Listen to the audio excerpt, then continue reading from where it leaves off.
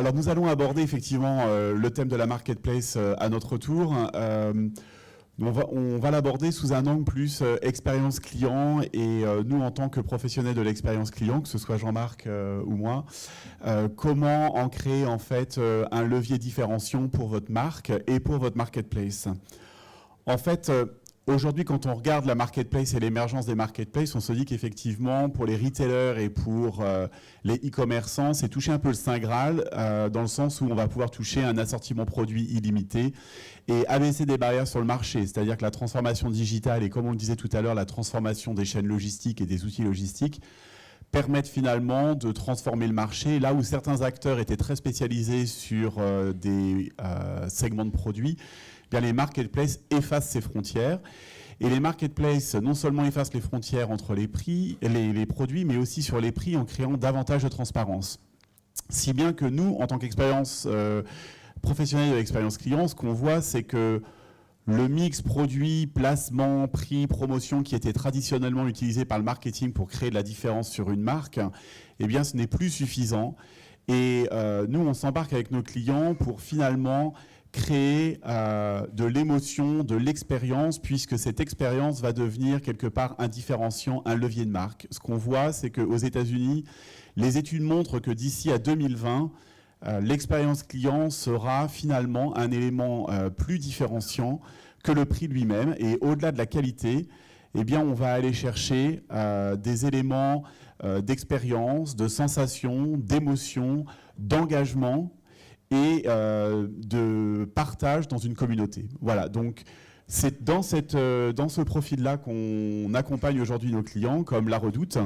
Et Jean-Marc, dans cette quête en fait de marché, comment se positionne la marketplace La Redoute, quels sont un peu ses objectifs, son ambition et surtout, quelque part, sa place stratégique dans ce vaste programme de transformation engagé il y a quelques années pour La Redoute. Déjà, La Redoute, tout le monde connaît La Redoute. Je ne vais pas vous citer un peu la marque. Une marque qui était quand même en difficulté il y a quelques années, hein, qu'on a redressée et qui aujourd'hui est une belle réussite collective. Déjà, pourquoi la marketplace? Parce qu'on souhaitait déjà développer un peu notre chiffre d'affaires, puisqu'on est comme une plateforme particulière, puisqu'on a notre propre marque. C'est-à-dire qu'on n'est pas une marketplace 100%.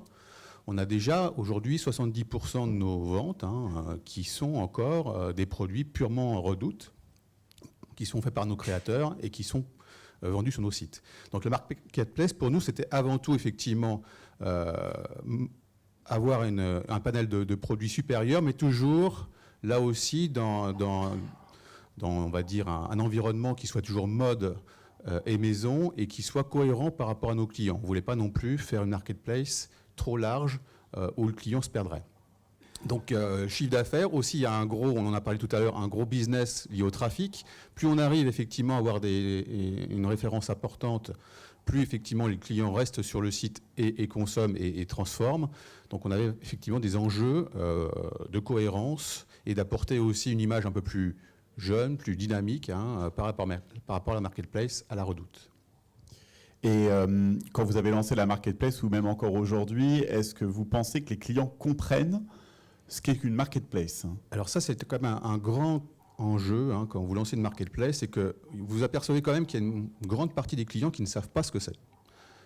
Aujourd'hui, ils arrivent sur La Redoute, que ce soit un produit vendu par La Redoute ou vendu par un vendeur, bien souvent, ils ne font pas la différence. Ils se disent, je viens pour la marque, La Redoute.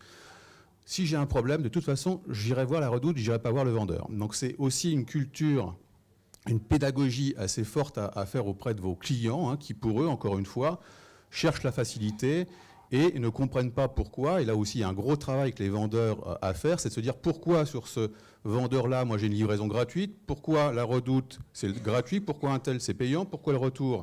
Donc c'est aussi travailler avec vos vendeurs pour avoir une cohérence. Sinon, au bout d'un moment, dans son panier, le client, ça devient compliqué.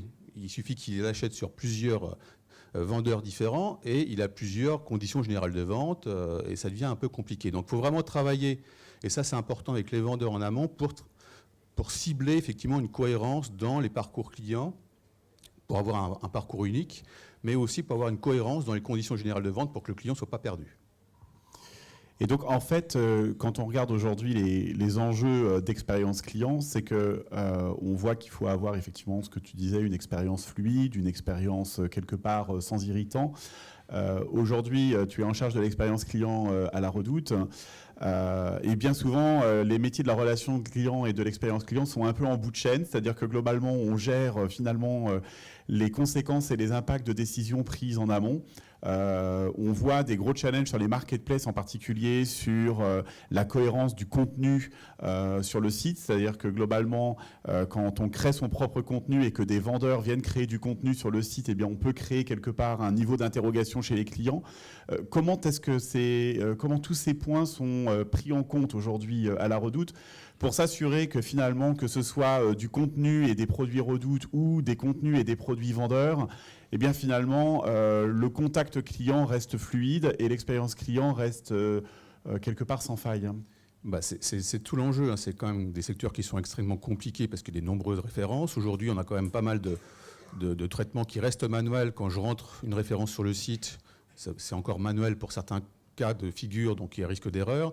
Donc il y a deux choses, c'est-à-dire effectivement en amont avoir des outils les plus performants possibles qui limitent l'intervention humaine et se dire j'ai des masques faciles à utiliser pour mes vendeurs, pour qu'ils puissent rentrer effectivement les cohérences, produits, les références, expliquer aussi ce que fait mon produit, sa qualité dans quelque chose de, encore une fois, de cohérent avec le modèle de la Redoute, hein, dans la même typologie, et puis aussi avoir un service client qui soit efficace et qui vous remonte rapidement un client qui vous alerte sur les réseaux sociaux en disant voilà, là j'ai un problème sur cette référence-là, ça ne fonctionne pas, en tout cas ce n'est pas le bon produit qui s'affiche dans mon panier. Donc là aussi être extrêmement réactif pour pouvoir corriger et faire remonter ces corrections à l'IT hein, pour qu'ils puissent faire les ajustements nécessaires. Alors une marketplace, on sait tous que c'est avant tout un réseau de vendeurs, hein, que les vendeurs donc contribuent aussi, et tu le disais très bien tout à l'heure, la Redoute c'est un tiers de confiance, que la Redoute finalement, le client interagit avec la Redoute et pas nécessairement avec un vendeur de la Redoute. Donc comment est-ce qu'on travaille avec ces vendeurs à la Redoute pour justement assurer l'image de marque et ne pas trahir la marque la Redoute? Il y a plusieurs, à la Redoute, on a eu plusieurs périodes. Il y a une période, effectivement, où, quand on lance une marketplace, on est plutôt open. Et on laisse ouvrir à plusieurs vendeurs, parce qu'effectivement, l'objectif, c'est de créer du trafic. Et quand on est dans une période un peu compliquée de la Redoute, on n'attire pas forcément les plus gros, ou en tout cas, il faut aller les chercher. Par contre, effectivement, dans un deuxième temps, quand on commence à avoir du trafic, on peut être beaucoup plus sélectif. Hein, et c'est là aussi que on a beaucoup travaillé sur la cohérence en se disant maintenant que la Redoute est relancée, maintenant qu'on génère un gros trafic, effectivement on attire beaucoup plus de gros vendeurs. On a rentré Darty, on a rentré Adidas, on a rentré Nike. Donc de gros vendeurs qui viennent à cette marketplace et qui sont beaucoup plus qualitatives aussi dans leur relation client, puisque là, encore une fois, les grandes marques sont comme aussi plus en avance sur leur relation client que des petits vendeurs qui ont, quelquefois, on a des petits vendeurs qui génèrent pas beaucoup de chiffre d'affaires, mais qui sont importants dans notre stratégie et qui n'ont pas une relation client très efficace. Donc c'est important pour nous, en tout cas, de les accompagner en amont, qu'on l'a vu tout à l'heure par rapport à des contrats où on a une cohérence par rapport aux conditions générales de vente. De voir effectivement comment ils réagissent avec la relation client. Donc on a des indicateurs hein, de taux de contact par rapport à ces clients. On fait ce tiers de confiance, comme on l'a vu tout à l'heure, en disant si effectivement la réponse que votre vendeur ne vous convient pas pour des raisons X ou Y, on est là et on reprend la main pour trouver une solution avec vous.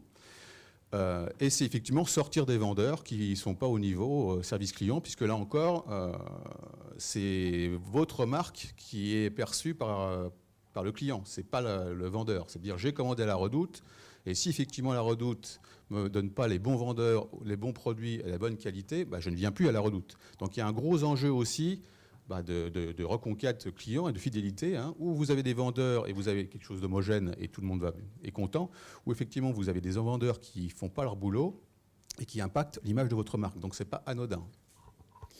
Et l'émergence de ce business marketplace dans l'univers Redoute, a demandé finalement à interagir avec de nouveaux clients, peut-être des clients qui n'étaient pas historiquement les clients La Redoute. Est-ce que cela a fait émerger des nouveaux types de contacts? On parlait tout à l'heure d'engagement sur les réseaux sociaux, de chatbot que vous lancez aussi sur La Redoute. Est-ce que cette marketplace vous invite à davantage encore innover en termes de points de contact? Bon, on n'a pas besoin de marketplace pour innover à La Redoute déjà, parce qu'on est quand même très présent sur les réseaux sociaux, et on a même eu un prix en 2016 Kellyweb du meilleur meilleure entreprise de gestion des réseaux sociaux. Donc on est plutôt en avance et on est présent sur tous les réseaux sociaux.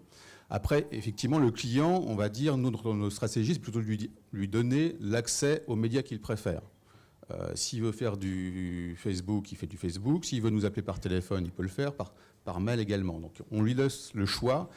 Et effectivement, on essaye de faire en sorte d'avoir une pédagogie pour qu'il contacte directement le vendeur dans son panier, puisqu'il a un lien contacter-vendeur. Maintenant, encore une fois, tous nos clients ne sont pas digitaux.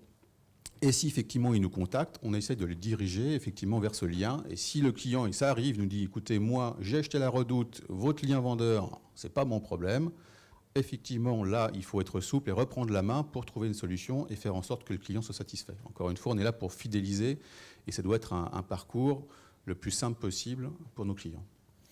Merci Jean-Marc. Donc en fait, ce qu'on voit, c'est que le témoignage de Jean-Marc, il n'est pas pétri de théorie, mais plus imprégné de vécu et d'expérience et de pragmatisme. Donc c'est aussi des années d'expérience. Ce que nous, on voit en tant que professionnels de l'expérience client, c'est qu'un chiffre est intéressant, c'est que 64% des clients ayant acheté sur une marketplace et ayant eu une expérience client insatisfaisante, finalement switch et vont sur une autre marketplace et leur jugement ne se fait plus sur le prix et le produit, mais se fait avant tout sur l'expérience.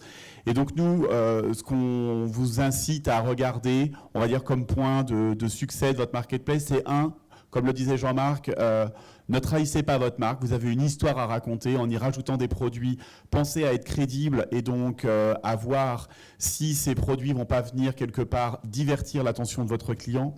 Privilégiez une expérience client fluide, il est clair que vous allez intégrer des vendeurs. Pour le client, qu'il soit en face de la marque initiale ou du vendeur, qu'importe, il est en contact avec la marque. Et rappelez-vous que vos clients sont seulement à un clic du concurrent. Testez, animez votre réseau vendeur parce que mettez vos vendeurs dans votre mix marketing et dans votre mix produit, créez de la cohérence et là pour le coup prix, produit, placement pour créer de la pertinence et c'est un mot important sur une marketplace, c'est de la pertinence et ne négligez pas tout ce qui est merchandising sur vos sites puisque globalement c'est ce qui fera que l'expérience sera la plus fluide possible dans l'acte de recherche sur un site et donc favoriser la conversion sur votre site.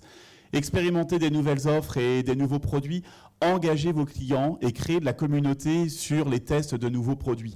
Vous voulez rajouter des produits qui initialement n'étaient pas dans le mix produit de votre marque, engagez vos clients, testez avec eux sur Facebook, sur Instagram, dans la communauté, puisque la parole de votre client sera définitivement plus probante et sera plus forte en poids en tant que témoignage pour finalement rendre crédible cette offre produit sur votre marketplace. Et puis enfin, n'hésitez pas à apprendre de vos erreurs. Je crois que le test and learn reste définitivement la best practice en termes d'apprentissage. Donc faites du test and learn. Et puis c'est toujours bon de reconnaître ses erreurs, hein, d'en apprendre et puis surtout de ne pas les reproduire. Donc restez très rigoureux sur la gestion de votre marketplace.